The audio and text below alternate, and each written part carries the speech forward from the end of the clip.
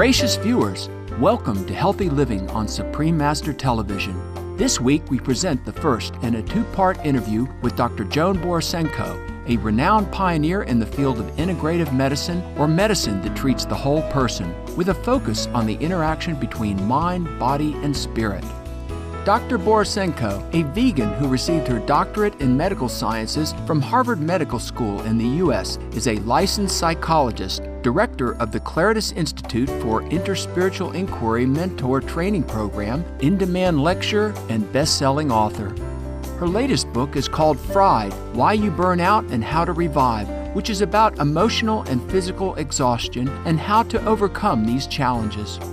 In 1987, Dr. Borisenko published Minding the Body, Mending the Mind, which sold over 400,000 copies and was on the New York Times bestseller list. The book delves into how emotions and stress influence our physical well-being.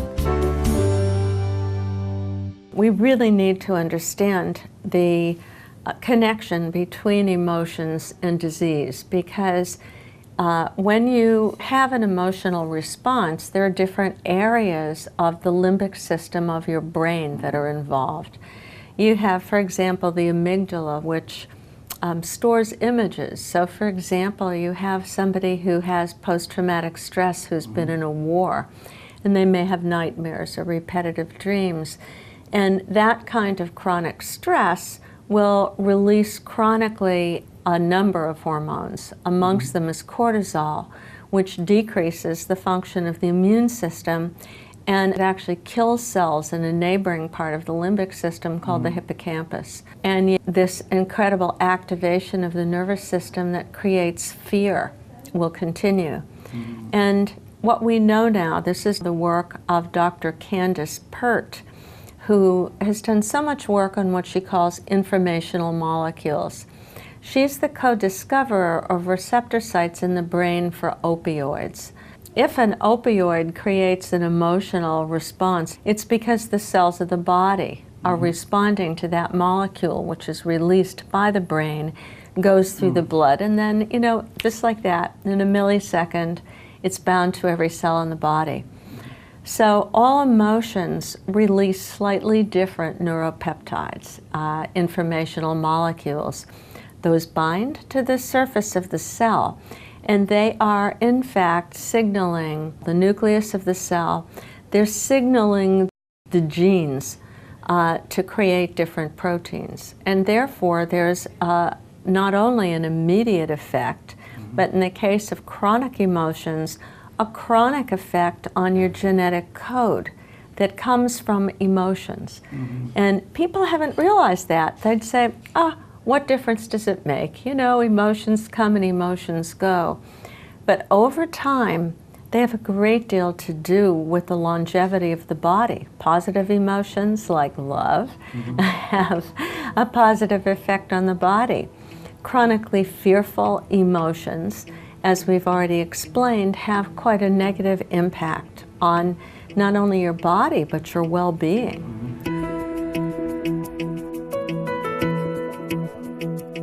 How can we learn from our negative emotional responses and achieve peace within, thereby improving our health and longevity? Dr. Borisenko now provides her perspective. You can take what might have originally been a calm nervous system, and through subsequent experience, it begins to respond, for example, with anger towards something. And then anger comes up, and all of their relationships are colored by this. So what needs to happen if a person has chronic emotional problems, unhappiness of this sort, or lots of anger or fear, is that two things need to be worked on. One of them is the possible childhood roots of that, the beliefs that they hold, the experiences that they've had, which entails a great deal of healing to do that, to go back and learn to recognize, yes, this was my past, this is how I respond. I recognize that those patterns of response are not reality. They're conditioned by my mind. And You can learn, let me step back for a moment and witness them. There it is, there's the anger again. I feel it in my body. I'm not judging it as good or bad, but I can just do a couple of things here. Number one, take a look and say, is the anger at this moment a kind of guidance that I'm in a situation that's dangerous, that somebody has overstepped their boundaries? Because anger is protective. We have to have it. All emotions are really important. So in other words, you're trying to see, is this my old conditioning or is this real? And then what you can learn to do, if you realize, wait a minute, I don't need any information from this anger, it's just an old mind habit, you can learn to alter your breathing. If you're a meditator, you already know this. You begin to breathe in a deep and slow way. It calms down your nervous system. And then without trying to chase away the emotion, you can just witness it for even a little while, 10 seconds, 20 seconds. And often it will simply dissipate or transform. It's just like you've cut through illusion and brought yourself really to reality in that moment. So those are a couple of ways to deal with emotions.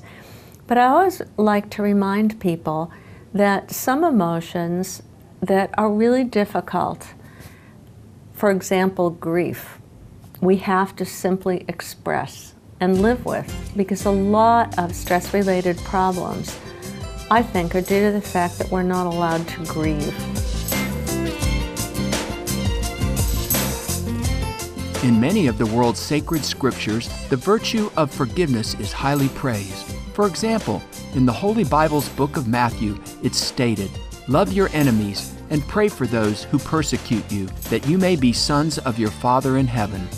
As Dr. Borisenko explains, forgiving others has a great impact on our health and well-being.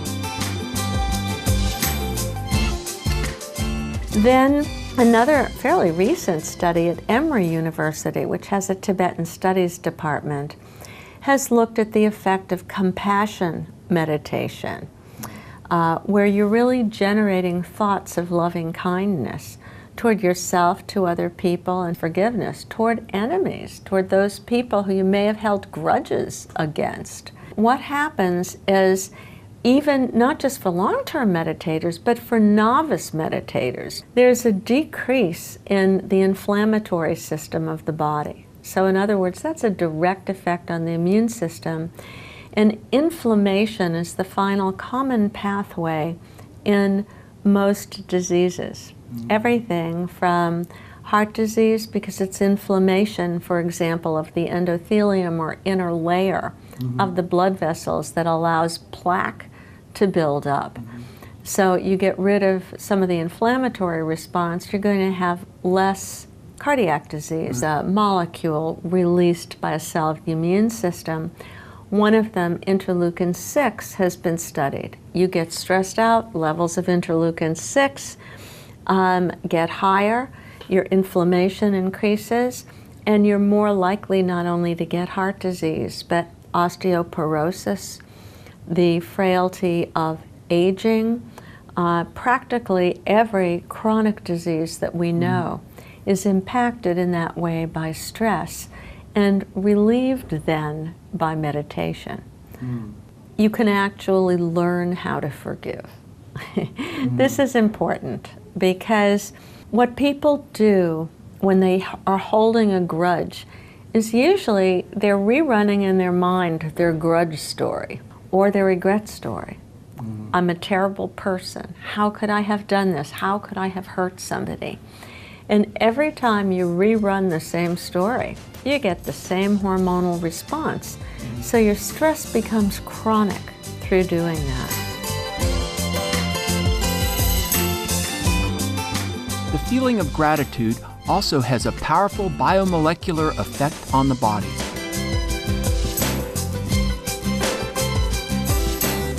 With gratitude, if you measure different aspects, different levels of stress-related hormones, they're going to go down. If you look at the immune system, it's going to be functioning. at a better level. There's going to be less of that cytokine 6, for example, that really inhibits good immune function. And gratitude also has another effect, and that is that people who are grateful are much more effective in this world. They actually have better motivation, they get things done, and of course they're nicer. They look at people.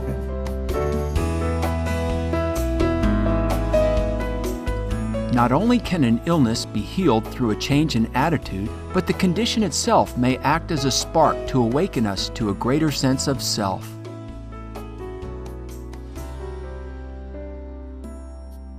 In some cases, it's possible to cure diseases by changing our attitudes. For example, all of the diseases that are primarily related to stress, we can eliminate. But then if there's another component, there's a virus, there's a genetic component, we may be able to make it much better, but in some cases we can't eliminate it. Not everything can be cured, but every condition of life, including every illness, can in fact be a journey of healing, where you come into a sense of harmony, where that conditioned or false self is actually, in a way, broken through by your difficulties. When all that false persona falls away, because suddenly you realize, I'm actually not in control of the universe. Look what's happened. And at that time, it's easier to access that part of yourself that people have different names for. You know, some people think of it, oh, it's my core self, or my true nature, or my divine self that's in connection with something larger. And that's a major thing, because once you get to that point, you have a lot more peace of mind. You have much more of that sense of compassion that comes from your heart. There's more harmony that you have, and you generally feel a whole lot less stress.